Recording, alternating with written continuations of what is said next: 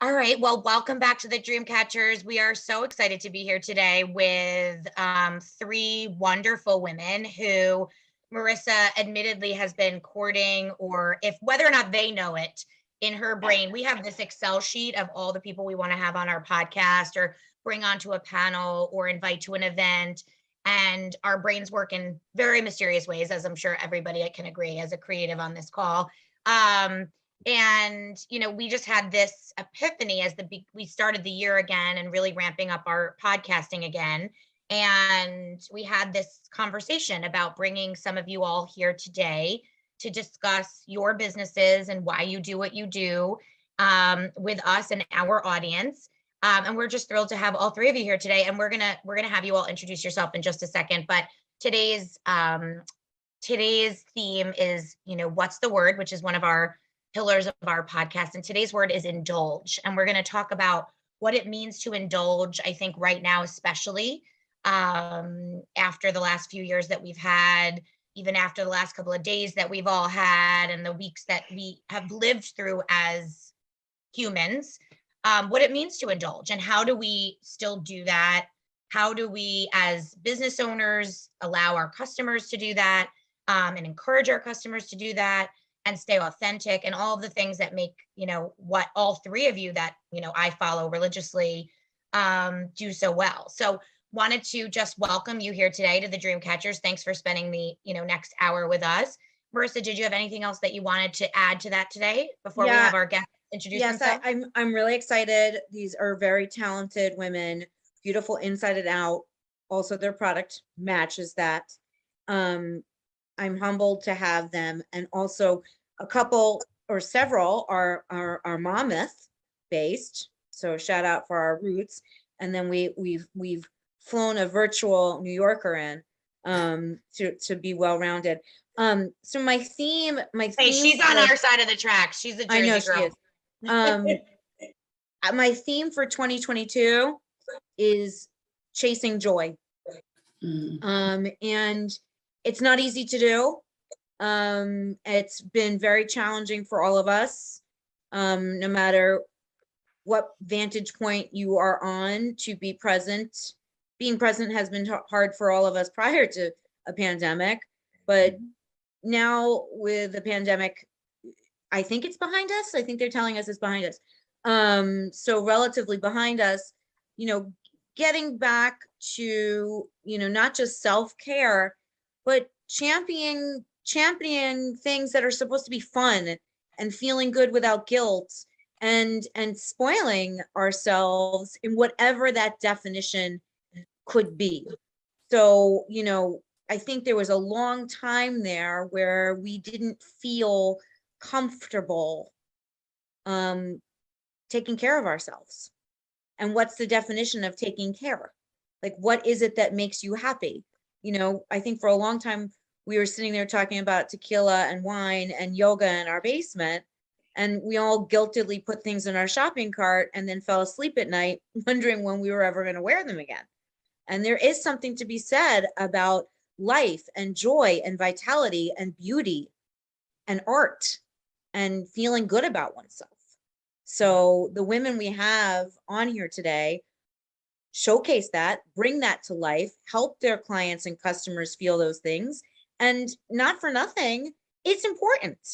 So I wanted to talk about it, because if we don't indulge or we don't feel joy or we don't chase joy, what's the point? So anyway, starting from, I'm looking straight at Christina. So in the Brady box, in the Brady Bunch squares, I will let Christina introduce herself first.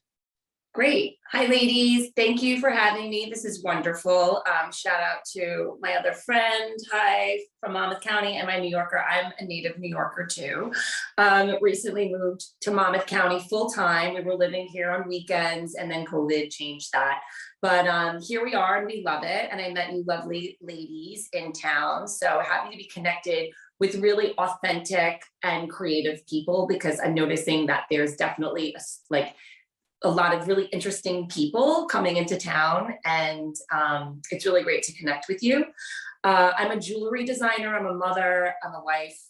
I started my business over 20 years ago while I was a student at Person School of Design. I started designing pieces. I was studying apparel and somehow I fell into these accessories. I wanted to make things I could wear instantly. And I met Patricia Fields, who was the costumer of Sex and the City.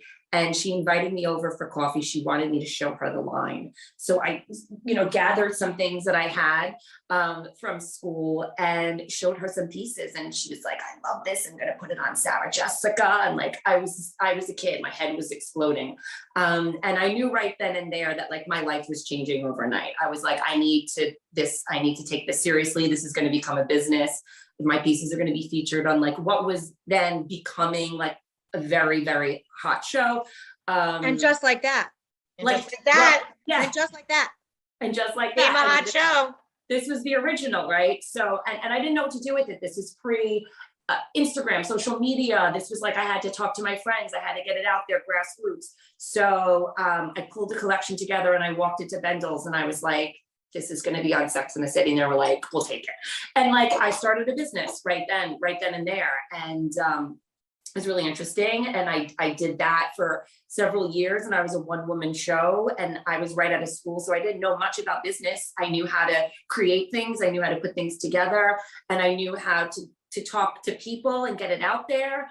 I knew how to sell it. I knew how to deliver it, but I didn't know like how to scale a business, So then I went to go work for other businesses for the last 15 years in corporate designing for, designers that didn't have jewelry or accessories.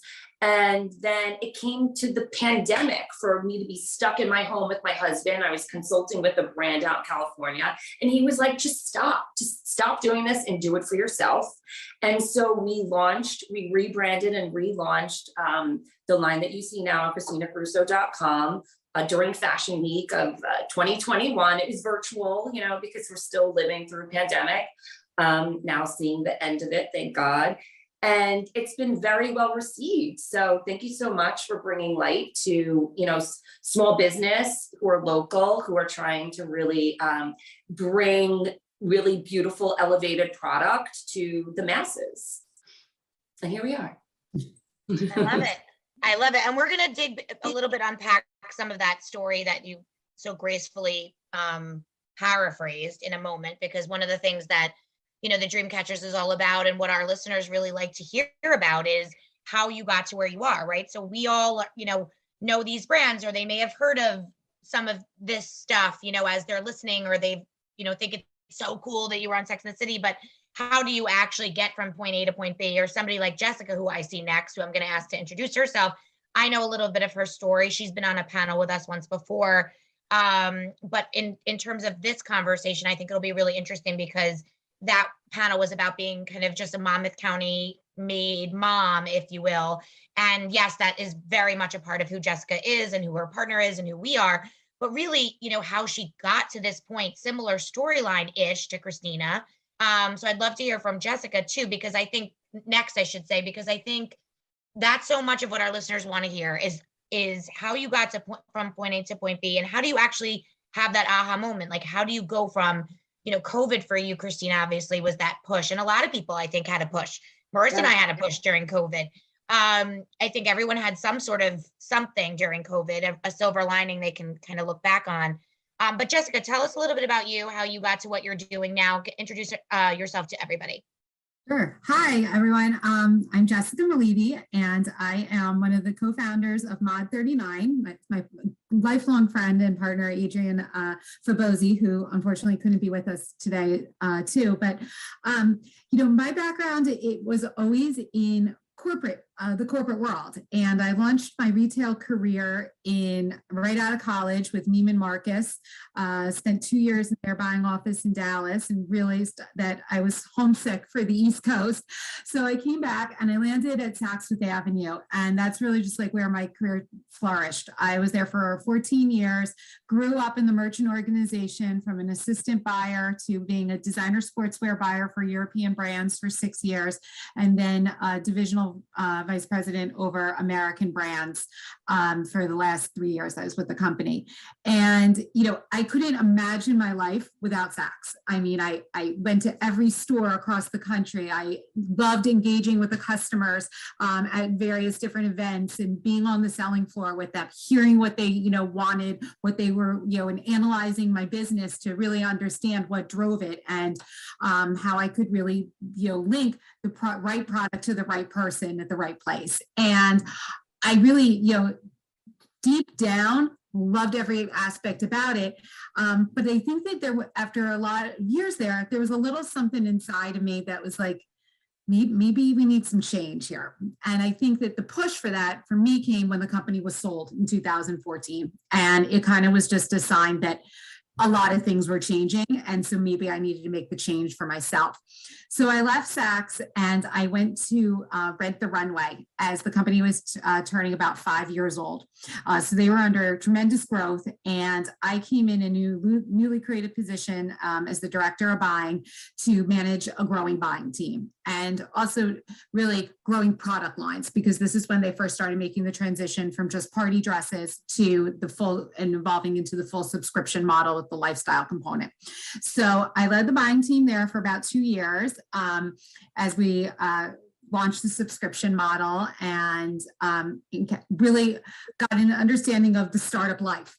But at the same time, I had my second daughter and I realized that startup life and being a mom didn't necessarily really work very well together at that stage of my life. So I made the difficult decision to step back from that role. And I then worked for a couple of British luxury brands running their US wholesale. But in those roles, I missed connecting with the end consumer and, really having that satisfaction of kind of seeing the product through, end up in those right hands.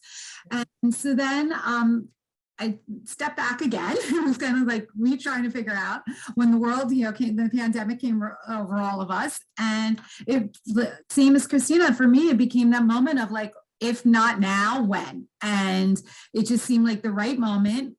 Adrian and I, who have been friends since high school, she was also available at that point. And I said, this is a chance for us to build something ourselves. And that's when we came up with the concept and launched Mod 39. And it's really aimed to be an e-commerce and social platform of, great style finds for the modern woman. Because my personal sense and what I've seen change over the years is there used to be the day that we could go to the mall and spend all day walking around from store to store shopping and having lunch with our girlfriends, and that's changed. E-commerce has changed all of that. The industry has changed. And what I really found is my own personal frustration is that you could follow these super bloggers, but by the time you click through all their links and you land at the product page, it's sold out. And because they blasted it to, 3 million people. And so we launched Mod 39 to be our curated selection of great style finds with at great value that fit into the modern woman's lifestyle. And so we have new items that drop every week on our website. And, we're really enjoying the opportunity to engage with our customers, through our social platform. I love that. And by the way, I think this is a great way to insert myself here. Yesterday, for the first time, I'm a North Jersey girl by, born and raised. And I spent the day yesterday at Garden State Plaza, which is my mall, because I went for Dave's grandmother's 90th to Capitol Grill at Garden State Plaza.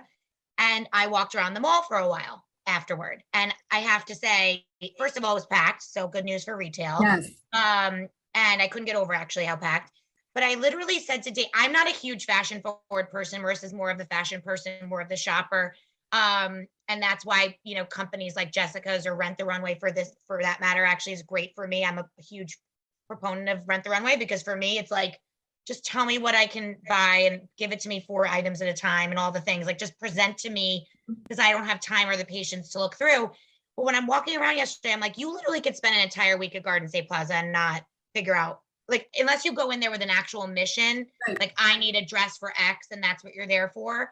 It's so overwhelming now and there's so much, right? And it's like something like what Jessica and Adrian are doing and is just so amazing for that modern woman, that busy mom. For me specifically, I'm like, show me what's cool and I'll buy it from you, because I can't figure it out after, like, and Marissa, for example, loves that, loves the find, loves the search. But like, I think it's so interesting because she and I both can agree that these types of up and coming brands and e-commerce platforms and social media, sites, if you will, are just helpful, because I just don't have the time. No, who is the time? I couldn't get over them all yesterday. I could not get over them all yesterday. I'm like, what's happening? And then I was obviously fixating for like. Well, I'm glad to hear that, because last weekend I was in Tyson's Corner, Virginia, and I couldn't get over how packed that mall was. So I take it as a good sign. It was, and by the way, I also was spending entirely too much time fixating on like what used to be where. I'm like, this wasn't the Gap. What was the Gap? And then I'm like trying to walk around remembering like what was in each place in like 1998. But like literally, that's all we did. That's all we did. Yeah, that's what you did. You walked around the mall. Just like it was in Paris, right, Delphine? So next is Delphine. Delphine, tell us about yourself. And I love Delphine's story. We happen to know Delphine personally through Tootsie, who's our yoga dance, guru, as most everybody actually probably knows at this point. But Delphine, tell us about yourself. And obviously, you have a really interesting story as to how you got to where you are and what you do. But go ahead and introduce yourself. Sure. So my name is Delphine Leymarie, but here I say Delphine Leymarie. It's actually the name of my brand as well. I'm the dreamer in chief for my namesake brand of fine jewelry. And I do not come from the world of fine jewelry at all. This is something that I landed into after quite a convoluted career about 10 years ago. So it's been a dream of mine that I kind of reached without knowing all those years that I was looking for it. So I grew up in France, in the south of France on the beach, thinking I was going to be a ballerina. Well, no. And I didn't really know what to do when that dream, for many reasons, kind of fell out the window. I always dance, and I still do. Jamie and I have danced together not so long ago. And I went to business school because in France, it's sort of what opens up all the doors when you're not really sure. And apart from dance, I wasn't particularly creative, or I didn't think I was. And I went to business school, and because my dad's a engineer, I was always good at math. It was not something I was allowed to fail in. I was actually raised to use all the parts of my brain. That was kind of something that in our home was important. So just to be a well-rounded, I took Latin and math and all things that were just seemingly weird, but have always helped me along the way. So I ended up in business school, ended up specializing in accounting and finance, of all things, and then moved to New York City about 26 years ago now to do an MBA in finance. And I did that, and along the way, 2 years in, I decided I didn't want to leave. I wanted to work a little bit, stay a little bit longer in New York. I loved the energy of it. Broadway was there, and there was lots of friends from all over the world, creative types, non-creative types. It was very stimulating. I thought there was something in the energy that give you the feeling that you could do and be anything. And I actually followed a friend who I used to work with on my very first job, who was for a TV production company, but I was their controller. And she took me to 92nd Street Y to take a metalsmithing class, of all places. We both lived Upper East Side. I was within walking distance, and I got hooked. I had no idea how you made jewelry. Given the designs that I wanted to make, they sent me to a wax carving class, and I was fighting them, saying, no, I want to make jewelry of metal. I had no idea that you could cast, there was different methods to work. But once I found that medium, this was it.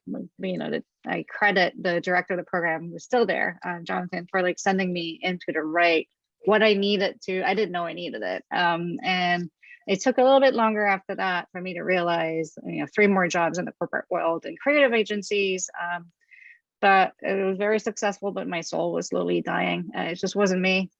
I was traveling all the time, was making very good money, but I just wasn't that happy. And so I decided to try something radically different. And that was jewelry. I mean, I'd been making it for quite some time. People were buying it, friends and families, and was well aware, though, from my financial background, that was not enough to per se do a business and have a successful career in it. But I figured I would try.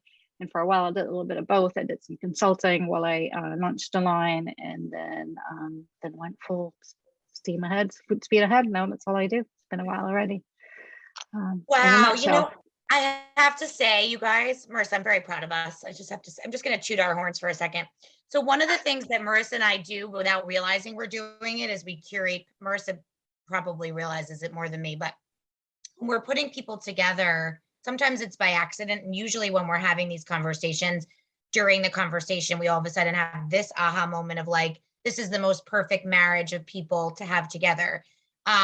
Only because, for a lot of reasons, but one of the things that we preach to our audience and to our, you know, in our coaching business, and when we're talking to small businesses, trying to help them staff their business, or to job seekers, is, you know, one of the things that I think most people actually struggle with is, how do you land your dream job? Like, what is a dream job? And that's so much of the Dreamcatchers and why we created our brand, is talking about dream jobs. And one of the things that I've kind of coined in the last couple of years is, if you can't find your dream job, how do you find the dream in the job, right? So like, if you're in, for example, for Delphine, a finance job, and she's just like, all right, I'm not finding the dream in the job, I'm going to actually go after my dream job. And that moment, that aha moment, that light bulb moment of a crossroads of deciding, am I going to just try to find joy and chase joy within my day job, or am I going to actually take the Band-Aid off and do this as my dream job? And this is such an interesting panel to me, because all three of you, which is rare, chase the dream job and are doing it. And it's just so inspiring. And hopefully that's, you know, I think that's why we do what we do. Marissa and I always say that, you know, for people to hear your story, it can be done for one reason or another. You know, Delphine, as a young woman in New York City, I went to all those classes. Marissa and I made like yarn earrings once. Like, imagine you actually went to then do that. You know what I mean? You fall in love with it and you like chase it and you figure it out and you create the dream job. So how amazing that all three of you, for one reason or another, and with, you know, a push from one reason or another. For Jess, it was prior to COVID. For Christina, it was COVID. And for Delphine, it was just her soul was not in what she was doing. And all three of you chased the dream job and landed the dream job and did it. How awesome is that? So I just, you don't even realize that you're transitioning into that, you know, dream job, because, you know, I think one of the best pieces of advice my mom ever gave me was, you can do it all. You just might do it at different stages of your life. Yep. And I think that, you know, I mean, I look back on that advice because it's so true. Like, I loved my corporate job. I mean, in a way, it was my dream job. I was a buyer at Saks Fifth Avenue. I was traveling to Europe. I was, you know, going to the Fashion Week shows. I mean, I was, you know, just really loving every aspect of it. But then the world changed a little bit, you know, technology changed. And life changes too. I had to learn to evolve myself with it. And yeah, now I couldn't imagine anything better than having my own business and being able to have that balance, you know, with my family that I wouldn't have if I was still in an executive, you know, role in New York City. But it, you know, it evolves and changes kind of like just as part of life too. Well, I'll take that piece, and I'll say, I used to say years ago, and I don't say it as often, but I still say it, that the definition of success changes by the day. It's our perspective of what success is in that moment. So if you're in your mid-20s, early 30s, and you're cranking it as a controller at a creative agency, on paper, that's a home run, right? Or you're the head merchant at Saks, or you are side hustling with your product at Sex and the City and then end up consulting and creating jewelry for all these different companies. I mean, you guys were slaying, right? But that doesn't mean that's what you always want to do. And that's the funniest part. And I think one of the things that we teach or we talk about, and you're all testament to that, is just because you're excellent at something doesn't mean you can't do something else. And or take the learning experience and the work that you have underneath your belt, so to speak, and apply it to something new. And the truth is we're only on this planet, as far as we know, once, in this version of ourselves. So you might as well utilize all the tools in your toolbox. So if you're not satisfied doing, you know, life A, well, then do life B, and or take from A. Like, for instance, Jamie and I run a staffing firm and have for for me, almost 20 years. The part of staffing that I don't always love is that I can't really spend the time on the good story, because the good story doesn't make me money. But the good story is what I love. So there comes the Dreamcatchers. The Dreamcatchers is our offshoot to be able to indulge and have conversations like this. Because otherwise, unless Christina needed me to staff a position, or I was helping Jessica find another job, or Delphine needed an intern, we wouldn't cross paths professionally under my choice umbrella. But yet I'm still extremely inspired by your stories, right? So I think you know, I think the true tell, or the timeline of seeing women or men, anybody actually, progress in their career, take inventory, and then pivot to something different is extremely inspirational. And yes, Jamie's saying it, you know, that we have an innate way of doing it. I obviously am extremely strategic when I put I was very strategic when I put you guys all together. It was kind of a Hail Mary putting you together in like a, you know, 120 hours before, but I was strategic in my spreadsheet that when I met Christina, I was like, if I do something, I want her talking with people, like-minded individuals. And could I do an entire episode talking to each one of you? 1,000%. But isn't there something incredibly powerful about listening to each other tell your story? I mean, Christina and Jessica probably knew people in common in the work world. do. Well, Jessica and I recently had lunch, so. So there you go. There you go. See, unbeknownst to me, I didn't know that. But you know, you know, you realize that the people you know, and this is the other thing that Jamie and I talk about all the time, the people you know, your professional web, that's exactly what it is. Yeah. Right? So in one fell swoop, Delphine, Jamie, Marissa all dance together. Marissa kind of dances. Jamie and Delphine dance together. Christina grew up with one of the other dancers. Jessica worked with Christina. Ish, not really. But you see what I'm saying? Yes. None of that stuff is by accident. None of it is by accident. I think what's important to point out before we move on to the next question is often we get, you know, a lot of new grads or pivoters, or even people that are just trying to make change, say to me the sentence, we've all heard it many times, we've all said it, it's who you know, right? You know, when I have somebody coming to me looking for a job and they're like, I can't get an interview, I feel like you need to know someone. Or I didn't get farther than an application because I don't know anyone in that company.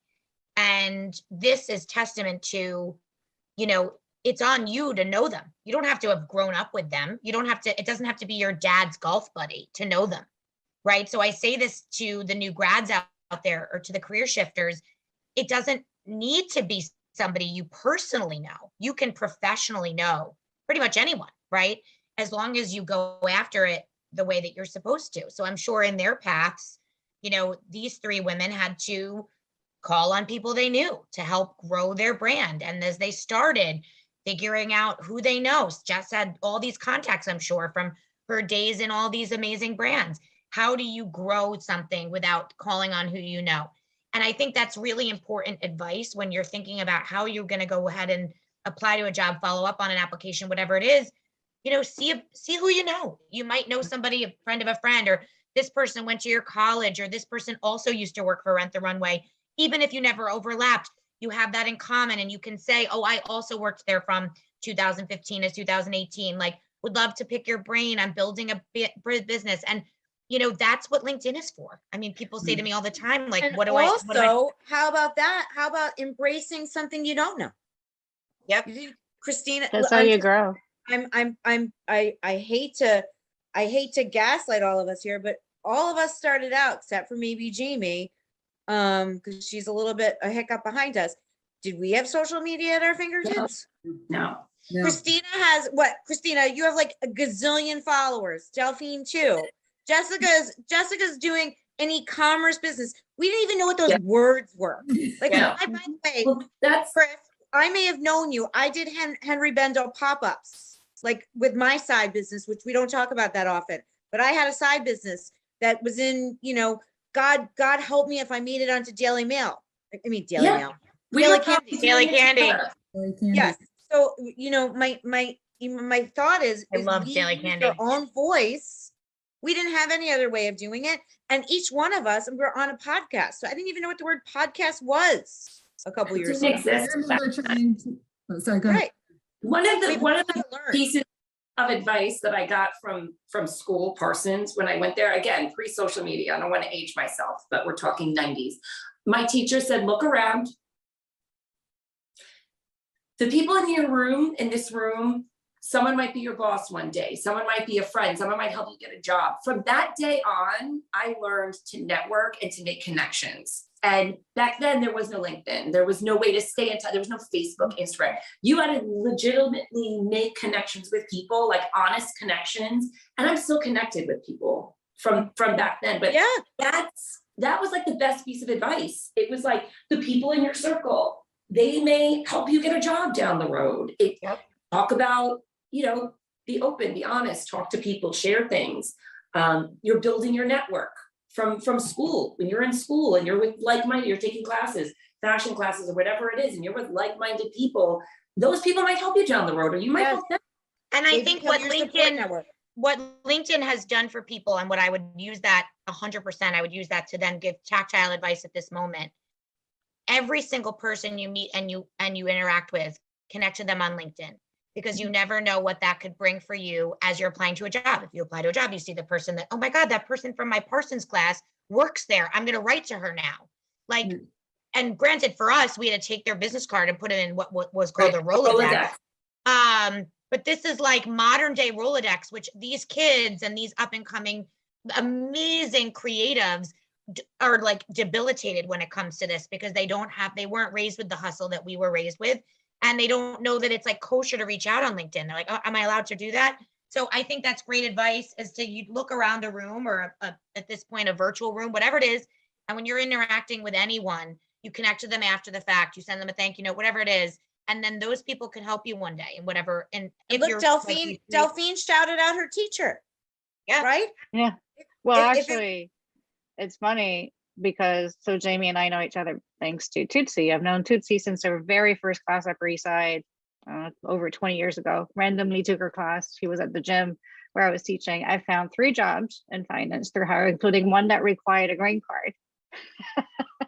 I replaced her sister at a part-time job when I needed a part-time job when I changed careers.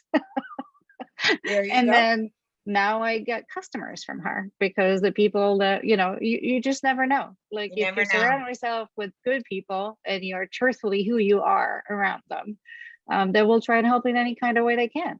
But this is the true power of networking. I think it only works if it's authentic.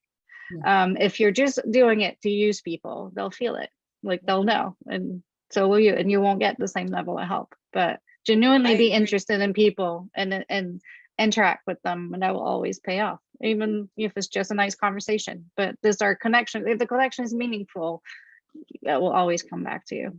I truly believe that. I agree. So to get to today's word, I'd love to talk to each of you about indulging, and if you would indulge us, see what I did there, with how you have, survived the pandemic, obviously, and how you then have encouraged your customers to indulge. And as Marissa said at the beginning, in themselves, right? So I think that we all went through a really tough couple of years, and people weren't spending money on themselves or on anything, or they weren't going anywhere. So they weren't, doing these things.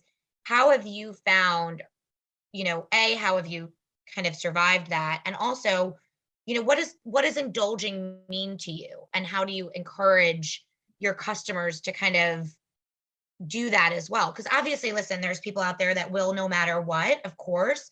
But I think that a majority of people, I'm guessing, there's a statistic out there that I'm not accurately saying, but just kind of stop doing that stuff for themselves, whether it was self-care in the gym or a facial or a massage, but in this case, fashion and jewelry, and spending money on themselves. So I'd love to hear from each of you about a little bit about that, and how you've survived, but also how you define that, and how you're helping others to embrace that again, because that is really what fuels all 3 of your businesses, is to get people to take that chance on themselves again and spend that kind of investment at any level. So in no particular order, I don't know which one of you wants to start, but would love to hear from each of you on that. I can start, if that's okay. Yeah. So surprisingly, so I had a whole series of things happening. You mentioned that, all the change that we've gone through, but the only constant life has changed. It's easy to say when you're on the other side of it, but when you're facing it, sometimes it seems a little bit more daunting. And like it's almost the end. I thought this may be the end of my business, but not because it was accumulation of things. So 5 years ago, I decided I'd gone the original route of going after traditional stores. So doing trade shows and spending a lot of money doing that, trying to build relationships to get into stores. And I realized it wasn't really happening because at the time my jewelry was too designery, and that's not what stores were looking for. And there were a certain amount of outlets where we could sell it. And I was ready to give up, but in my network of friends, I had met this great consultant at a trade show and we'd become friends, and she would let me quit. She said, she worked with me for a whole year to help me switch my business to direct to consumer. So without Beth Ann Banana from the EAB project, I would no longer have a business because I was ready to call it quits. It just wasn't working the way I needed it to. And I wasn't in this to struggle per se. I could just go back to finance and figure out something else my soul needed to do. But her vision on my business and my artistry, because I had always had a hard time, a bit of an imposter syndrome to consider myself an artist with this, really helped shape it. And because of that, I opened a store in Soho with 2 other designer partners, and we closed it right before the pandemic because we were a store within a store, and that store is moving to Brooklyn. That's a very good thing they were doing that because they dodged a bullet right there with those Soho rents, and so did us. So it was a blessing in disguise, but at the time it did not feel that way, as in, I turned all my eggs were in their same baskets, which was direct to consumer and basically client facing through the store. So that was gone. But I always still built a presence on Instagram and selling through the website, but really a big chunk of my revenue in that store. So that was closed and the pandemic started. So everything was really closing down. But what actually happened, and I don't know if it's the indulgence that is the true trigger of that for me. So for my business, I think what happened is that people were usually buying my jewelry by walking through the store in Soho or connecting with me online or meeting me at retreats. Suddenly had no place to go. They could no longer travel. So they had all that discretionary income that they still could use if they chose so. And I think part of it with jewelry is that it's not just luxury and a material object that you sell. It's also a way to commemorate memories and people in tangible, wearable forms. And it's particularly intimate. You wear it on the body. It's gold to skin. It's something that you can, in the case of my collections, highly customize. I like to say I make, jewels as unique as you are, carefully crafted in the heart of New York City. So it's all local, it's woman-owned, and it's for you to tell your story with. And I think that's the part that connected. Even amid the pandemic, despite the price point, to actually replace. It's my business grew, which is counterintuitive over the last 2 years, but it's a testament that the product itself is more than the product itself. And I think I sell a form of happiness to people. It's a way, it's beyond indulgence. It's because what you are able, it becomes part of your life story in a way. And I think that's how I want the jewelry to be for you. And the fact that message had sort of come across before it became trendy to make talismans, I already had that base of customers who were wearing jewelry the way I like to wear it. So I think it's uniquely because Beth had encouraged me to switch my business model to being me, ultimately showing the jewelry, making it to my image. Already I was making it for me, but sharing how and why. I believe in the power of gemstones and energy and chakra, and I read people's energies. I've always been able to do that, but I just didn't know what to do with it. So now it's sort of translated into my business. And some people may think it's crazy and it's not for them. It's okay. I'm not for everyone. But that fact that I was able to use all the social media was wonderful at the beginning, but now everyone's on it. So it's like, it's no longer an edge to have a great website and a perfect curated feed, but it still enables you to connect in the most authentic ways, because you can use videos, you can use your voice. That's what I like to do. And your storytelling is such a fantastic tool. But the idea of indulgence, and I think, is just authorizing people to do what they want to do for themselves, what makes them feel good, what makes them feel prepared and protected and ready to go out in the world, however scary the world may be. And it may seem like nothing, but like those things that I wear on my neck, they all have meaning for me, and they could have the same meaning or a completely different one for you. It doesn't matter, as long as it has a meaning that makes it personal. And it just makes your life a little better just to wear them. That's a long rambling answer.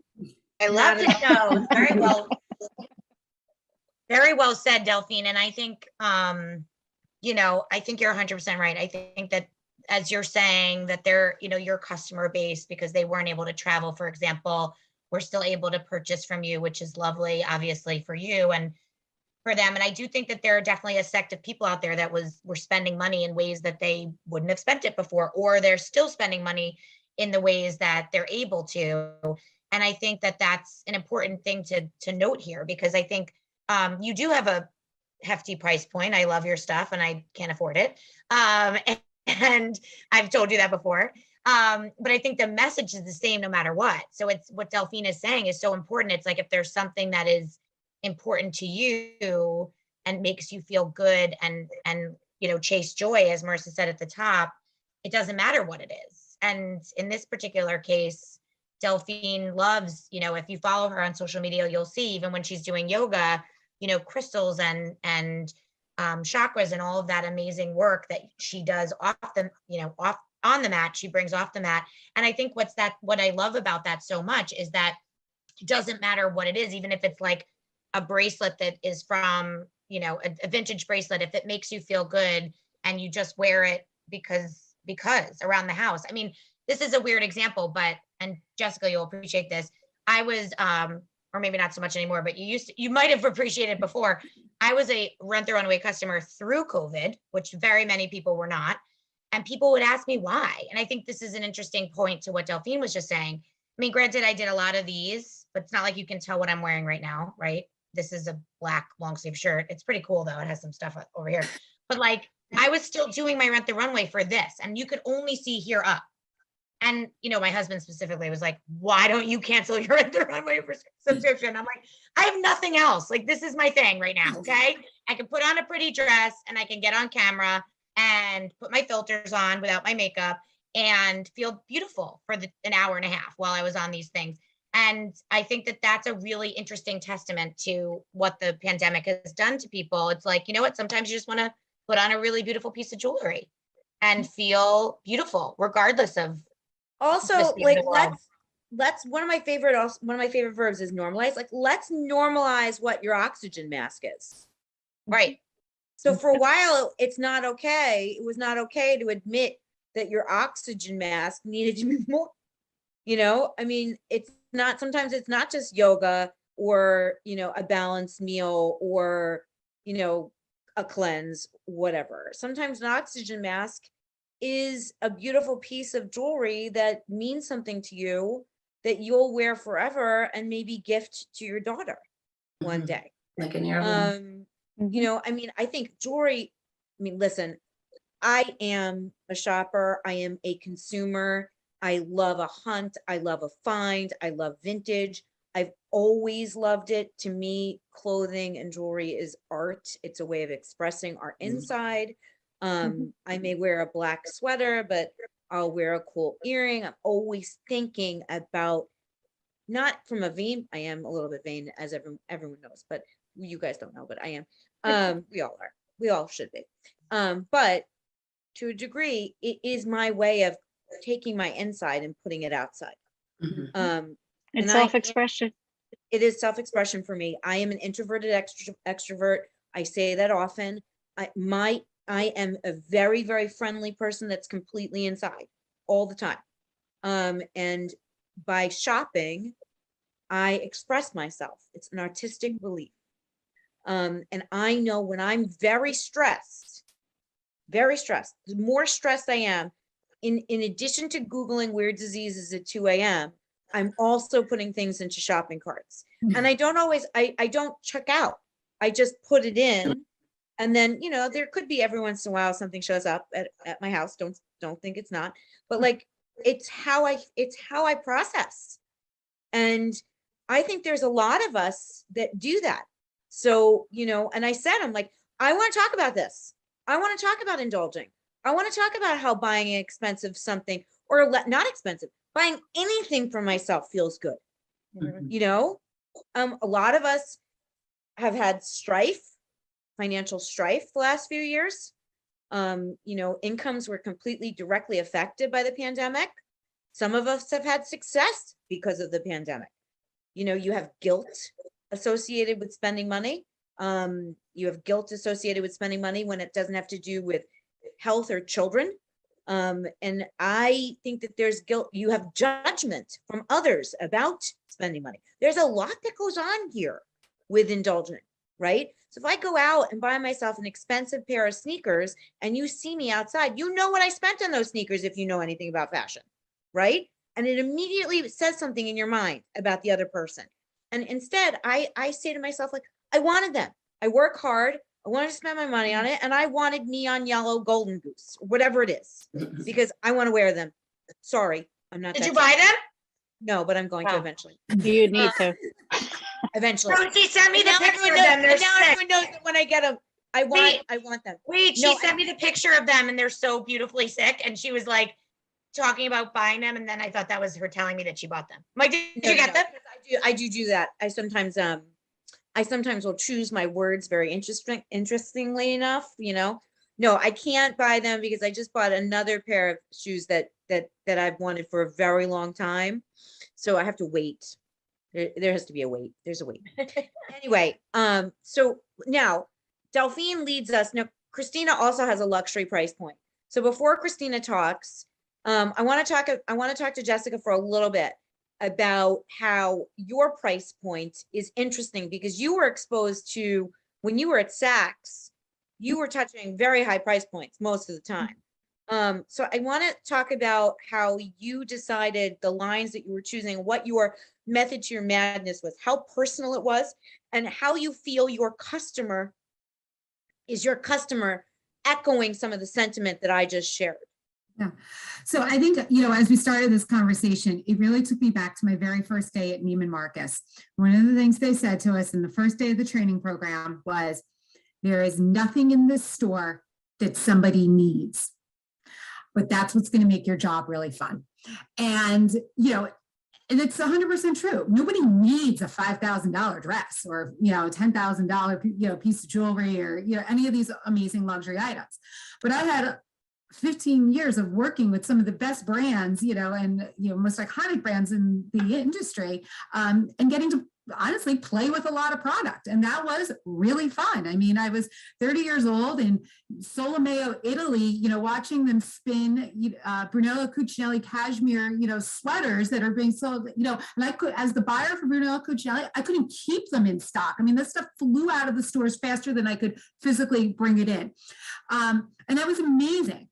But what I think has transformed, you know, we talk about the technology changes in the world, the supply chain has changed too. So back when I was a buyer in, you know, 2005, 2006, if you wanted that cutting edge trend of the season, then you had to buy it from a luxury brand because they were the ones that were showcasing it on the runway and delivering it. And it would take a season or two for it to, you know, move through down the market, you know.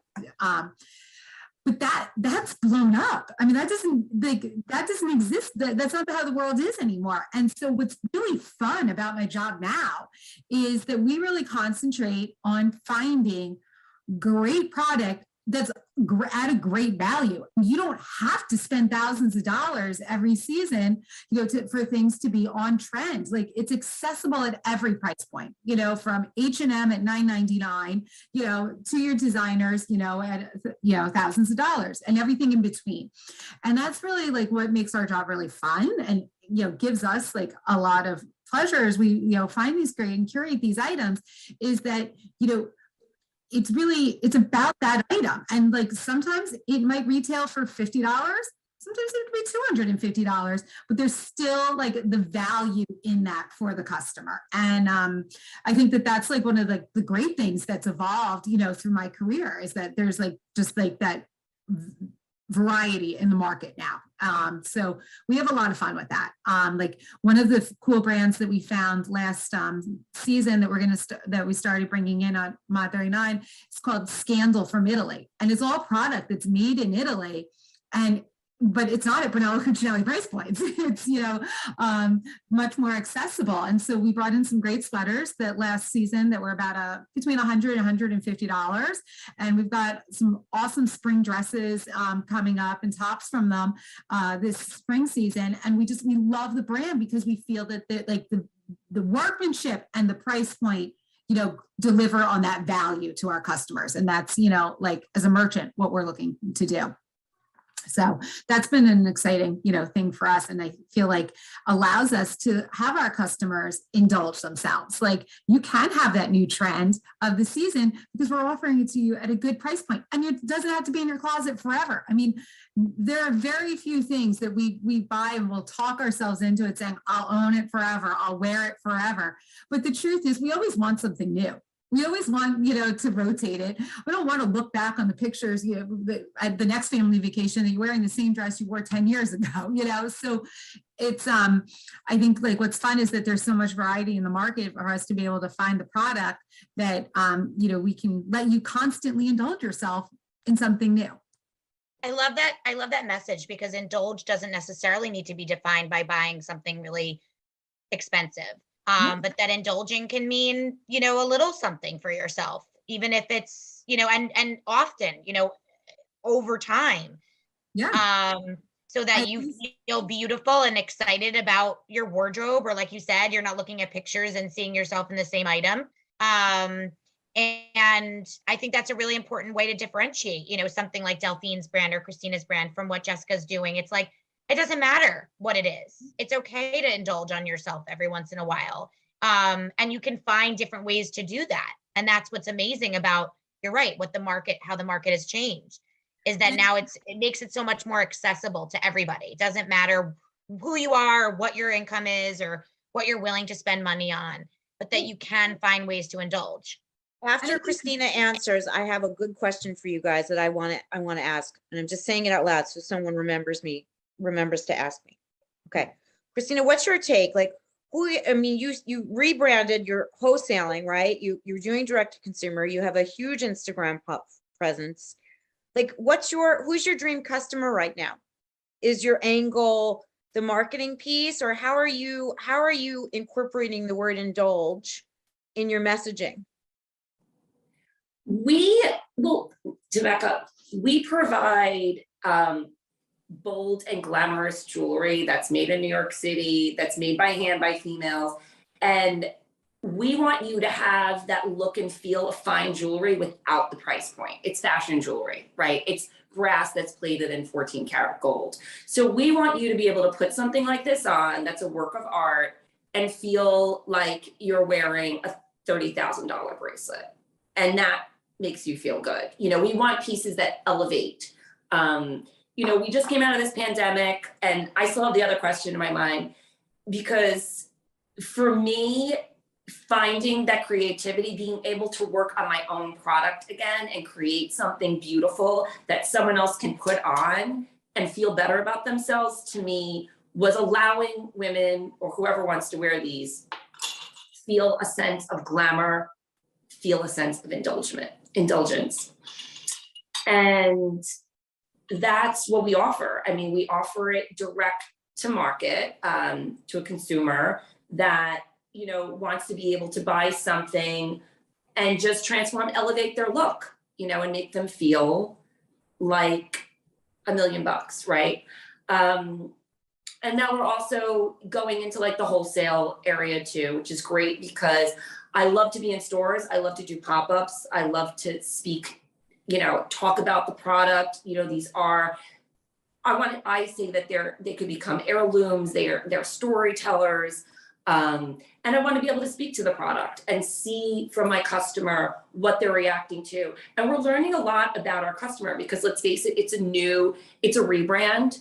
and a relaunch. So when I'm out there and I'm doing a trunk show, I'm in Naples, I'm in Miami, I'm in Rumson, I'm meeting women that are so excited to want to be glamorous, that want to elevate their style. They don't, some of them don't know how to wear jewelry or clothing per se. So like seeing someone in person and offering them tips and saying, oh, you could wear this like that. I have a necklace you could wear like 30 different ways. I'm like, oh, you could tie it like this. You could like, they love that. And I'm learning so much from my customers, who they are and what they love, right? And why they love and what they need. And we're still exploring that. Like, I can't say, oh, she's this, that, and that. I mean, I can say she's, you know, demographics, or that she obviously likes, you know, well-made product that, you know, is like in the luxury sector. You know, there's things like that. But, you know, we're just learning so much every day because it's so new, that the more I get out in front of people and talk to them and show them the product, the more I'm getting back in return on her needs and her desires and what she wants. And that's been great. That's been great. Yeah. And I think that that's something to be said too. And, you know, and it's, what's funny is that all three of you are saying things that are making me realize that to indulge doesn't necessarily equate to spending a lot of money. No. And I think that myself, very personal. Marissa and I gives me a lot. Marissa gives me a hard time, always has. I'm not good about this at all, at spending my money or like what to buy with, like I'm the person that like goes to Target 2 years after the trend and buys the Target version until it like has a hole. Like when she says this, it embarrasses me a little bit. It's not embarrassing to me at all. Like I'm not a fashion forward person. I would rather spend my money on experiences. It's just who I am. I'd rather travel. I was actually just going to say that, because indulgence is not just material things, it's also experiences. Right. And you could choose to spend it on other things. And it's such a personal concept, indulgence, right? What's indulgent to me may not be it to you at all, or to anyone else on that panel. Right. And I agree. Indulgence doesn't need to be, listen, I just happen to love, like I could be a complete Christina customer and a complete Delphine customer. And really, without comparing their websites, their product is completely different. I am whimsical in one piece of my life, and I am power glam. I look at Christina's pieces and it's like channeling my Melrose Place, Heather Locklear moment, and like just glamour and like power and fun. Like I just, you know, and I don't think that necessarily means fashion forward, right, James? So like for somebody that's listening to the word indulgence, like we happen to have an apparel merchant and 2 jewelry designers here, but we're talking about a word that conjures up a lot of other things. It's taking care of ourselves, spending money in ways that make us feel joy, what that means, and 3 business owners that sell joy with $1, okay? They are selling joy with $1 at a difficult time and connecting to their consumer to encourage that point of sale so that their business can flourish, right? That's the piece that I'm unpacking. It just so happens that I'm guilty of being the perfect customer. You know, I think it's very interesting to see the businesses that are succeeding right now. But it's not just sweatpants anymore. It's not just leggings again. I think there's a call to action of wanting to feel confident again, a call to action about wanting to feel like a better version of ourselves. And how do we get there? And what do we do? And what do you define as a better version of yourself? Like what is it that you're trying to put out into the world, right? So if it's a powerful earring and that makes you feel confident, so be it. But if it's, you know, an indulgence on a trip or an experience, that's also really special too. I think, and again, it's just a matter of choosing joy, because it's not easy to stay focused on the things that are light. It's not. Yeah. I mean, the world tries really hard to bring us down every single minute of the day. So I think, I don't know, I love what you guys are doing. We talked about, Jamie, we didn't talk about some of our traditional things that we ask in these conversations, because this conversation was so actually spot on for like big bigger and better things. Do you think there's like a question that would be fun for them that we didn't cover? So I have two questions to as we near the end here, but we typically would ask like, what's your aha moment, which all three of you, without realizing it, because I know you all prepped so much of the questions, answered that in your introductions of you had this aha moment. But also all three of you talked a little bit about the way that you went through school. And we typically would ask like, what's your first job? How did you get into this? But interestingly enough, at least Jessica and Christina talked about how they pretty much went to school for this, started it right away. And Delphine talked us through a little bit of how she decided to go through schooling for finance and found jewelry. Because I do think it's really interesting when people are at that stage, like, how do you even begin? Like, what do you do to start? How do you call on internships to then find yourself in these industries? But with, so we don't have to go all the way back to that, but that is something we didn't necessarily touch on. But more importantly, or not necessarily importantly, more poignantly, I'd love to talk about superpowers and mantras, because I think as women specifically and women business owners, we all have to stay inspired every day, right? We have to figure out how to keep getting up and keep doing this and inspiring others to do it. And it's not always easy. And I think superpowers, Marissa and I are big believers in, because I think one of the reasons that probably makes all three of you successful in different ways is that you bring something that the other person might not bring. And that's why your business is successful. So my first question would be about your superpowers, if you feel like you have one. I think our personal opinion as the Dreamcatchers is that everyone has a superpower. And often we'll use that questioning when we're talking to a candidate, when they're like, I don't have a superpower. I don't know. I'll say things like, who are you in your group of friends, right? Like, if you're out for dinner, are you the one that planned the dinner? Are you the one that picked the restaurant? Are you the one that split the bill? Are you the one that made sure that there's a group thread after dinner to like send pictures? Who are you as a human being? And how do you bring that to your I'm work? the one that ate. Yeah. Yeah. Are you the one that showed up 20 minutes late and just ate? Yep. But I think that there's so much to be said about like really looking inward at who you are as a human being and how that brings, joy to your customer and to your work. So I'd love to hear from each of you if no pressure, but if you think you have a superpower. I probably could guess what all three of yours are, or give you one, or gift it to you. But I'd love to hear what you think is your own superpower. And then in addition to that, either with that, or we can come back around, whether or not you have a mantra, or like what keeps you inspired every day. So Jessica, do you have a superpower? Do you think that you bring to everything that you do? Oh, this is hard. You know what? I think it's just being authentic to yourself, right? And like, I've always been a very outgoing person. And we were talking earlier about like networking. Like that was just something that, like, I don't think I ever thought like I'm working at networking. It's just that, one group leads to another group, and another group of friends led to another group. And I think that, that's something that's really been my foundation for everything in my adult life, not just my career, but my social circles and everything else. It's that I really enjoy being around people, and I strive to make people comfortable around others, and creating welcoming settings, whether it's something I'm hosting at my house or working on something with the PTA at school, but just really trying to be inclusive and keep everybody excited about whatever it is that we're there together to share or celebrate.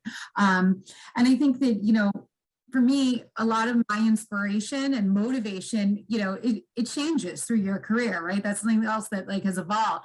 And right now, 100%, I am motivated by my daughters, and to, really actively show them that in a sense, you can have it both. I can be here and I can shuffle you to the dance studio and watch you, be the dance mom, doing your hair backstage. And maybe an hour later, I'm, delivering products, to customers, so that they get something in time for going out for dinner. And like, that's what's really important to me, is to kind of show them like the hustle behind the small business. And that, when you work hard at something, you can achieve anything. And that's really what like really motivates me right now. I agree. And I think what you touched on just now is so important. I was talking to a young girl the other day who's planning this incredible event at at Bellworks for International Women's Day, and she asked Marissa and I to moderate some of her conversations. By the way, she's 15. Like, I can't even begin to explain this girl. She's amazing. And she was saying to me how it just innately comes naturally to her to network, right? She saw somebody as a sideline reporter at a basketball game and like was curious about how she got into that and like went up to her and spoke to her at like 14 years old. And you realize so much of that is innate. And what an amazing superpower, Jessica, as you've built your brand, to be able to just do that naturally. Now, granted, there's ways to learn it, but to just have that innate hustle is really important as you grow a business, obviously. And that is a superpower, and being able to kind of be extroverted in that way, and bring people together. Marissa and I talk about that all the time. It's one of ours as well, is this innate ability to make connections and to bring people and create community for people, both professionally and, and personally. I'm going to take it up a notch, Jess. I'm going to say that I actually think what your superpower is, because you said a lot of things there, but I'd like to give it a word. And maybe you'll think I'm wrong, but I think you're a collector. So, meaning like you know how to find good things, see good things, put good things together. So, for instance, I was very impressed. One of my most impressive moments with meeting you, and I've met you, 6 times probably, and we had really only crossed paths like one. And I saw you out of place at a really weird time. You knew me by name. Running, right? Yep. You knew me by name. And I was extremely impressed by that. Like name with like context, which I think of that. It's a very valuable, high compliment, because in all fairness, it's not easy to do, because I try to do it and I fail a lot.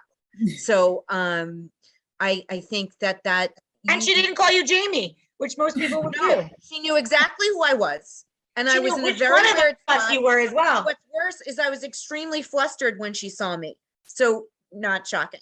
But she I don't know. But my sentiment is, you collected your brands, you collected your clients, you collected your vendors, you've collected your friendships, you've collected your experience, and you have been able to create a business out of it. You collect the people that you meet, we work with, the PTA, dance moms, all of it. It's just like almost like it's a bigger word than what you were saying. And I maybe I'll look up the word collector in a different way in the thesaurus and text you later. But that's what I think. That's what I'm gifting. I'm showcasing that all those things we're collecting. So I think it's really, really special, as long as it's not antiquing. But I think that, I mean, I like antiquing, but I'm just saying, let's keep it a little age appropriate, make it collecting. Sounds good, because you know what, we're all in this together, right? And like, having our support system, goes beyond, our immediate families, I couldn't do anything, with my husband, my mom, who, helped me, with all of this, like day to day. But it's the bigger circles. It's it's your close friends, it's your professional friends, it's, everybody that we work with, like we're all in it, together, and, to support one another. And that's, what really, I think, also drives us. I agree. Great. Delphine, do you think you have a superpower? I think she's pretty intuitive, this Delphine. So have you put any thought to what you want to say here? I actually did. That was the only question that kind of stumped me, honestly. I did read what you said, and I had to think about it, because I don't think about it in those terms. But I think what my superpower is curiosity. I'm always curious. If you know me, I ask a lot of questions.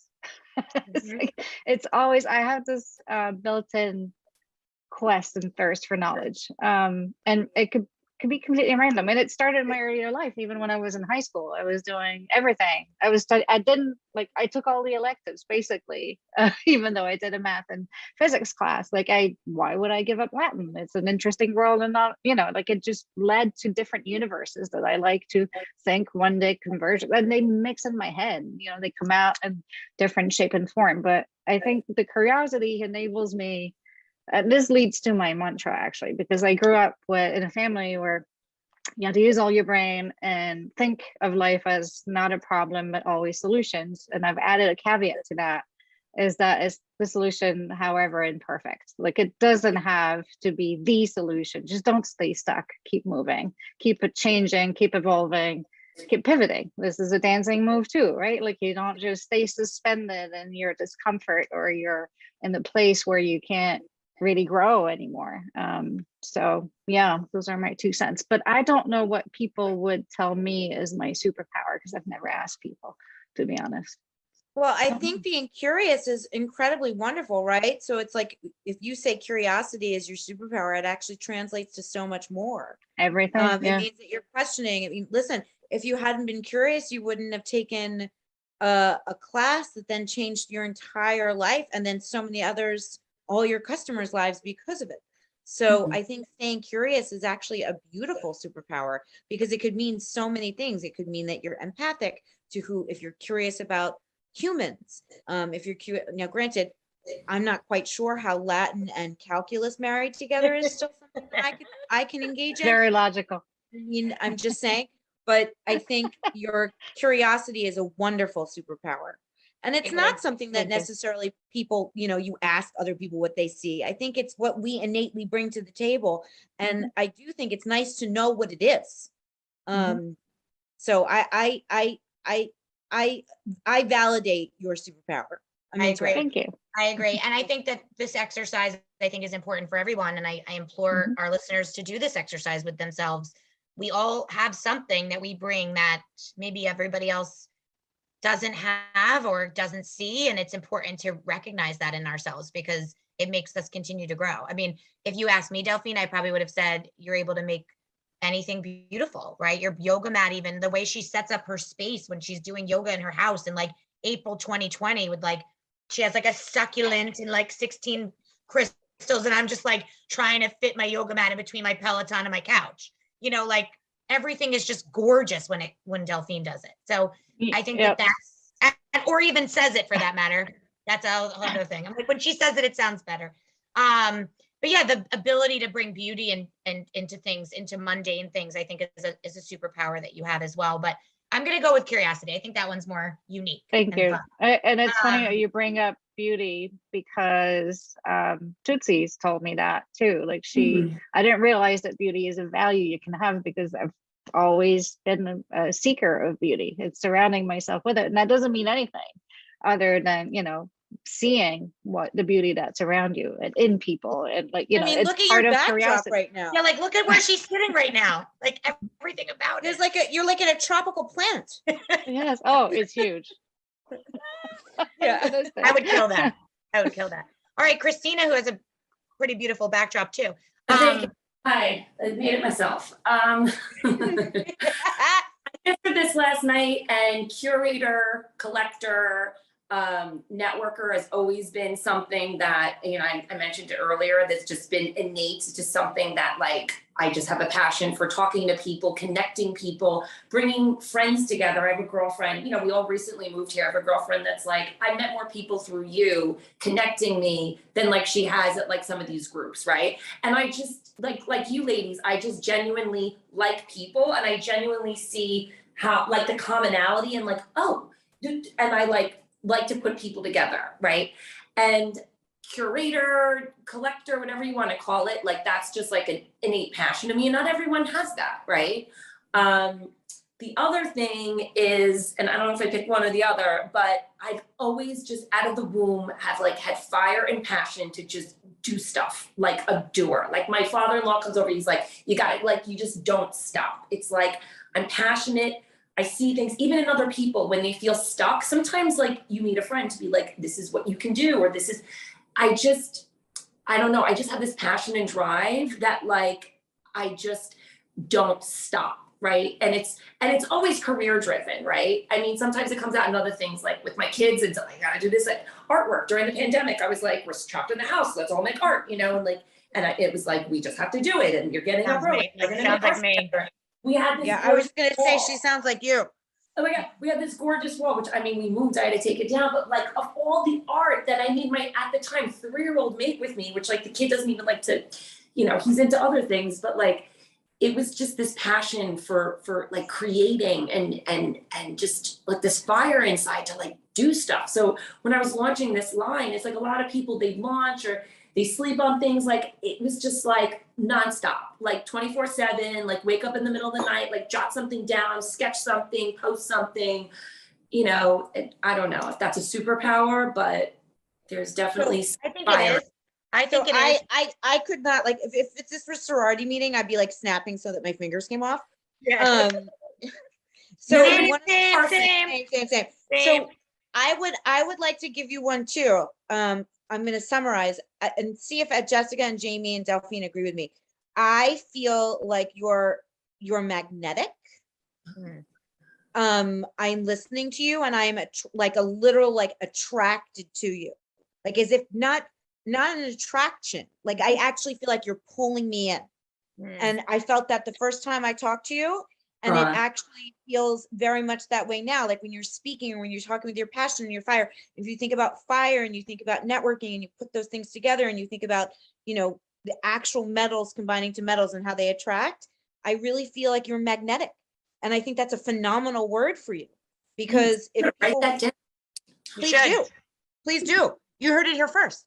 But I think that that's what I'm feeling, you know, and when you do that, when you network, where you put other people together, which Jamie and I are naturally proud of doing as well, you know, case in point today, it's not something that is common for most people. It's definitely a superpower, but I could drive in further and say, I feel like it's just because or I would have said charisma, because it kind of is like a cool thing to say with your name. Like charisma, Christina, Caruso, just like, you know, what is that called? Onomatopoeia? No, There you go. alliteration. Alliteration, thank you. But I just think magnetic is it. That's the way I feel.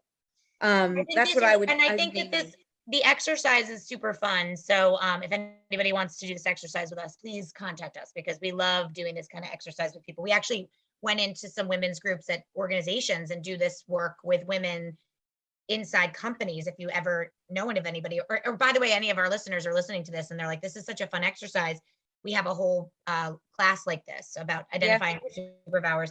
I want to say our last question. Ready? Yeah. Because we all have to go, because it's randomly where we are right now. It's a bizarre time where all the wheels are going to fall off in all of our houses if we don't get off. So what I want to ask is this. Usually we ask for, you know, a local business or brand crush that really inspires you. But I think what we could do to turn that or pivot that toward today's conversation is, could you each name something, a brand or business that you have indulged in as of late that you love? So brand crush, your indulge, your personal indulge. Yeah, and by the way, just to expand on that Yeah. for a second, we do a course called the Brand Crush Project, which basically implores people to identify the things that make them tick and that they just personally love consuming, and how to actually turn that into potentially getting a job there or somewhere like it. Because I think so often we like overlook actually looking internally and think about what we actually love to do or consume, and then figuring out how to then work at those companies or at companies that work with those companies, because so often we're just reactively searching for work, right? We're on LinkedIn, we're on Indeed, and we're just like applying. But what if we actually turn that on its head and think about what do we love? I love Starbucks. I love Swell Bottle. I love, you know, the brand that my ring light, like this ring light brand, like this is you know. So like, is there something that you're crushing on that you've indulged in that has made your life easier or better over the pandemic or in the last couple of years that you could shout out? Because we like to share it when we post your episode. We'll tag them, you know, we'll DM them and say that they're mentioned in the episode. We think it's just fun to share that good energy with other companies out there and brands or women or influencers or anything that you think is just killing it right now, that you think that has made your life better or your business better. Anyone? Does it have to be local? No. Oh, why did I think it was local? I mean, we love local's local. great, but We it love doesn't have to be. local too. We love local. Can I give two? Can I give local and like Sure. not? Okay. Yeah. So local, I have to say, like, since I moved here, I've been going to Poe in Fairhaven. And I think I love the community, and the woman who owns it, runs it, Liz, she's just awesome, like good vibes. And like, I never liked a hot like workout. Like I like a hot yoga, but like now I like that. And that's what I've been indulging in. That's also been helping me, you know, just like decompress and do all those things. And in the heart of the pandemic, I was doing Tracy Anderson, which is an indulgence because that's like crazy.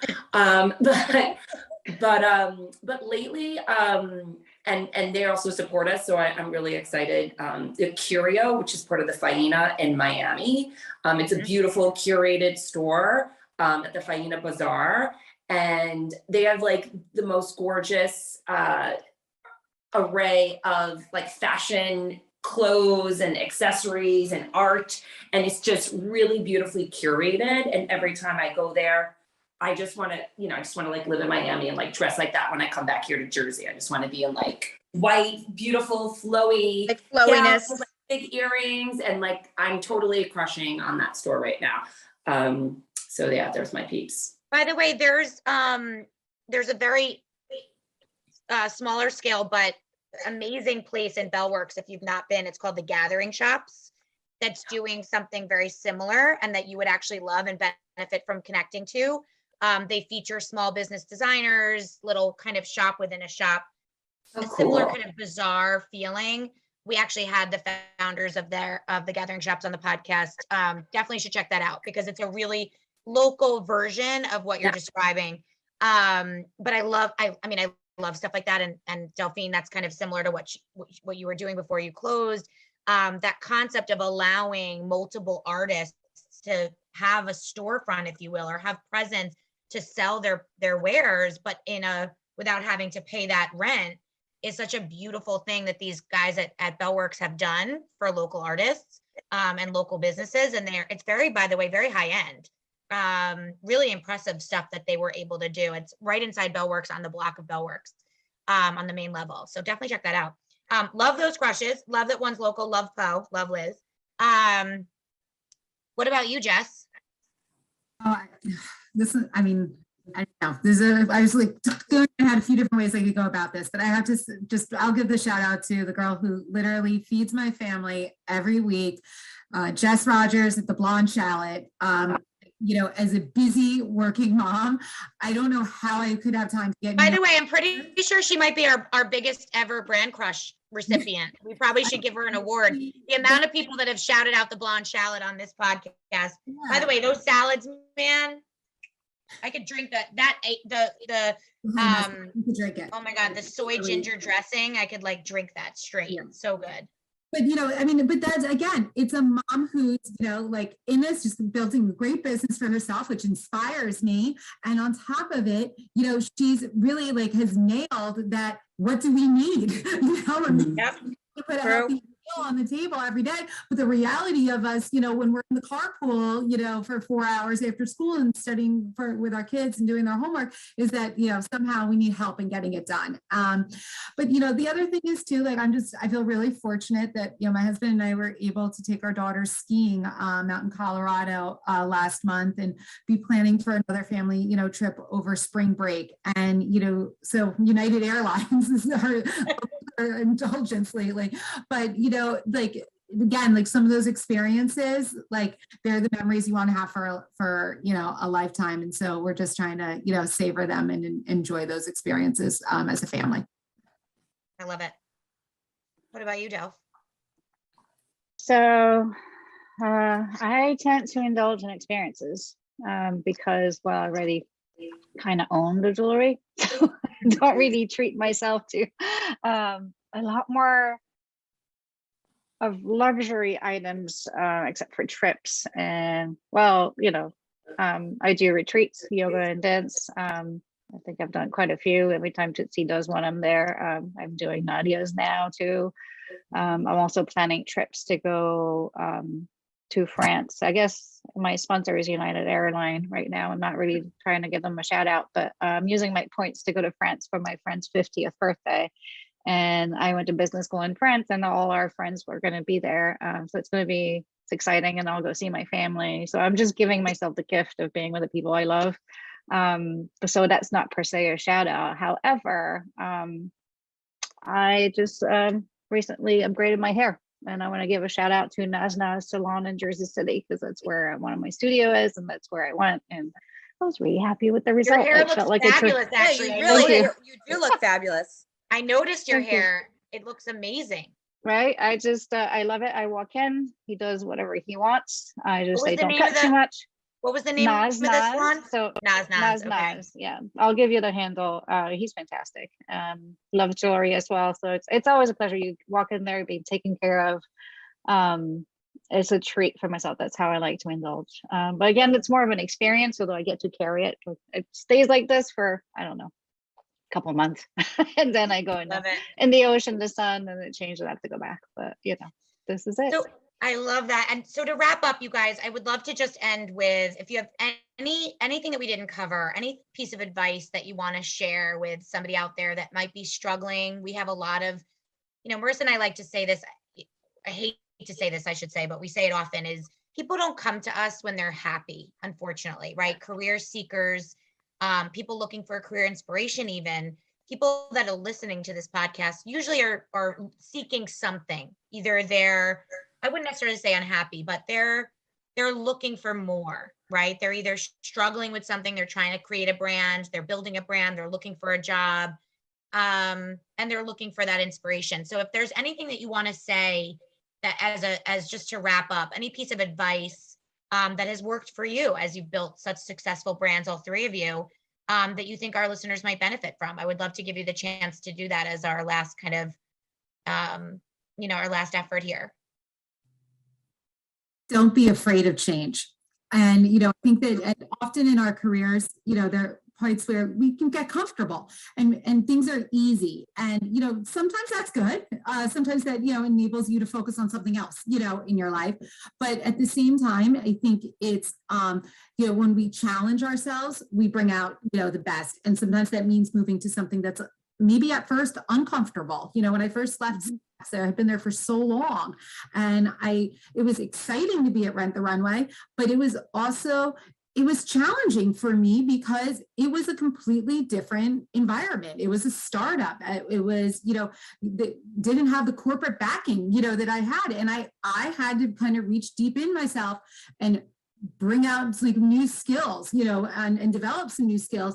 But I didn't realize that in the end, that was setting me up to be, to have that foundation of starting my own business. And, so sometimes those things that seem hard are the things that can really bring out the best in us. I agree. Mm-hmm.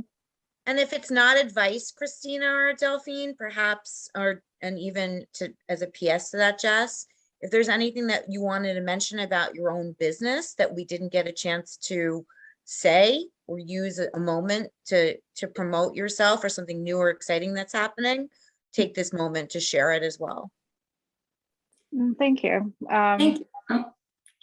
I'm not sure, in terms of piece of advice is, I say this to myself a lot, is talk less, do more. Just try it. Like, nothing is forever. And if you want to try something new, just try something new. And if it doesn't work, you'll pivot. Just don't stay stuck in telling yourself this is so different. I didn't really know how to make a successful jewelry business. I still don't know. It changes every day. I mean, it's successful, but success now doesn't mean success in a week, a month, a year. So all you can do is learn to be adaptable, and actually sort of embrace change the same way you were saying earlier, Jessica. Like, it's the only constant in life, but it's the only thing. I get bored easily. This is kind of what happened in my previous career. Like, I reached a level when there was not that much more place to go up, so I had to go sideways and do something different. But all the experiences I've had, even as a dancer, with discipline that you learn early on, is perfect when you run your own business and no one's your boss and telling you what to do. Like, you have to have a certain level of discipline to be able to do those things naturally on your own. And then, of course, the finance background helps with running it on a day-to-day. Like, I have systems in place. Like, I have spreadsheets I use for everything. Some of my designer friends think it's laughable, but it works for me. And it's all me because I've had to manage chaos and other, in my non-creative jobs for other creatives, that I'm able to somewhat manage myself. decently at this point. But it's always, it's everything happens for a reason. Just make sure you use it to your advantage. That's all I want to say. And love business that. wise, the one thing I just wanted to say, we did touch on, the one thing that changed for me, that one part it changed in my business is that I added a donation component. I give back now. During the pandemic, it's something that I started working with the Food Bank of New York to give people, to help people get a decent meal if they couldn't afford it anymore because of the pandemic. So this is something that I'm really proud of and that I'm keeping as a component of my business going forward, because I think it's important to give back. So I that's the love one that, thing I wanted Del. to mention. I love that you're doing that. Marissa and I actually are doing that as well. A portion of everything that we do goes back to the Mental Health Association of Monmouth County. We feel that mental health and career are so intertwined, especially now. So we give a little bit of everything that we do to them because they are doing all sorts of amazing work to, get people back on their feet after we've all gone through. So that's awesome, Delphine. Good for you. Thank you. I love that. And also, by the way, we agree. One of our mantras is say yes. Just say yes. Give it a go. Every opportunity, every interview, everybody that wants to have coffee with you, just say yes. You never know. You never know unless you go. Got to be in it to win it. You got to be in it to win it. Yes. I love all it. these things, my brain, I have like notes because I keep like my brain is going everywhere. My kid just walked in. But just one of the pieces of advice that I always tell like friends, especially when they're going through transition or whatever, I don't know why they always come to me with ideas or whatever. Magnet. But Magnet. Thank you. Now we know. I did find before there was like all these women's group, I did find like a women's networking group in New York City that like, because we were going to some of these like networking coffee connections and we were like meeting, it was like duds. And I was like, I turned to my girlfriend who was working at Power Play at the time. And I was like, between you and I, me working in fashion, you working in not for profit, we have a network of people. We could just pull these people together, start in our house. And that's what we did. We pulled people from her network and my network, and we just started a conversation, like an honest conversation. And it grew to like 300 people. And we still did something during the pandemic, but now it's more of like an online type thing. But one of the things I would always tell people, if someone would come to me with an idea, they were always afraid to talk about it. And I was like, talk about it as if you're doing it. Get it out there, get it out into the universe. Then you'll start meeting people, things will start generating from that. So people are so afraid to be ready for something. I'm like, you're doing it. So I had a girlfriend and we had one of these events and I was like, I called her and I was like, I want you to speak at our event. And she showed up after the time. She wasn't ready to speak, to announce to the world that she was doing this new project. I just want to say right now, she's one of the most successful, like self-made people I know, because she finally took the courage to start talking to people and get in front of them and start saying what she was working on or what she was passionate about. And she just started to build a connection, which started her business. So I think don't be afraid to talk about your dreams or your passions, because you might find a dream catcher and they can help you make that possible. And the other one, which my husband always reminds me, is no one's going to do it for you. So you got to do it yourself. At first, you got to make it happen. No one's going to pen to paper for you. You have to do it. Yeah. And I love that, Christina. We say that all the time, chase your own destiny, get it yourself. I mean, I talked about that a little bit earlier. I think that's a great way to wrap. So much of what you guys have done and your success stories have been so parallel to what Marissa and I have created, and also what we try to encourage other people to create for themselves, or their career or their business or whatever they're trying to get, right? We give so much advice about being proactive and not reactive, about just getting after it. It's never going to come to you. If you send 75 applications and you've never once followed up on the application, you're not going to get the job. Right. If you're gonna try to send a sample to editors and just hope that somebody, or now I'm dating myself, that's such an old school PR way of thinking, influencer, whoever's going to be wearing your stuff. It's like, if you don't follow up on it or continuously sell, go, hustle, it's never going to go anywhere. So I think that what you guys have shared today has been so inspirational to Marissa and I. I'm so glad that we did this. I really appreciate everybody's time. Thank you to Ming at the Shared Universe for doing our sound, and our sponsor, which is our parent company, Choice Fashion and Media, Choice Associates. Just so happy to be able to be here today and talk with you guys about, what you do and why you do it. So thank you for being part of our web. And We're saying yes, short and notice. saying yes, exactly. Thank Just say you. yes. And in short notice, coming together and having this great conversation. We can't wait for this episode to drop. We'll share it with you so you can share it with all of your, customers and network, and looking forward to more to come from all of you. Thanks for Thank being you. here. Thank you, Thanks for guys. having Thanks for having us. us. Really fun. Thanks, I hope we get girl. to keep talking in person soon. Yes. I know. Ming, we're done. We're wrapped Guys, there. no, I'm here. Everybody look into your cameras. I'm going to take a screenshot. I don't know where to look. That's my problem. Right, into your camera. You see the little With lens the up dot top? on top. Or you're on your iPad, right? So Yeah. Yeah, look. because I nope, keep you're- looking at Jamie and my eyes are I know, going. I do other that other too. other side of the iPad. There. All right, cool. Ready? 3, 2, 1. Got you. Thank you. Thank you. This was fun. This was so fun, you guys. I hope you loved it. I love giving the people the opportunity to talk about yourself a little bit and your story. I think so often you're probably talking about your product and trying to sell the product and get new customers, but it's not often that we, as women-owned businesses, women in general, we don't talk about ourselves enough and tout what we're doing and brag about it to each other. These conversations tend to have a cathartic feeling to them too. I agree. And it is nice to know. It's just nice to know. It's nice to have blocked time to have conversations like this where you're inspired, that your words are going to help others. I obviously am going to be stalking everyone's website tonight in my bed. And, I'll find you. Filling up cards. I'll find you. You have an empty card. you're have like, an- who you have is an this abandoned cart. IP address? I I'll recognize just this wait one. tomorrow, and then you tell me no. But I'm, you know what? Here's the thing. I'm proud of all of you guys. By the way, sitting from my vantage point, I've been putting people to work in our industry for 20 years. What you've done is not easy. It's not. I mean, I'm saying that to you off camera. Like, it's not easy. A lot of people have been in high profile situations. It takes a lot of unique equation to make this work. You have to have the financial ability to be flexible. You have to have the perfect moment. You have to have a good eye, good product, and you have to have passion. That's not an equation that suits everybody. So we may give inspiration, like this conversation is inspirational for those that maybe need to be tapped. But also, I have to recognize, or we all have to recognize, you're lucky to be able to be the doers where other people might just take a little piece of the inspiration and just hopefully get another great job, right? I mean, what you've done and being able to accumulate success and wealth and recognition with something you were passionate about after pivoting from other things.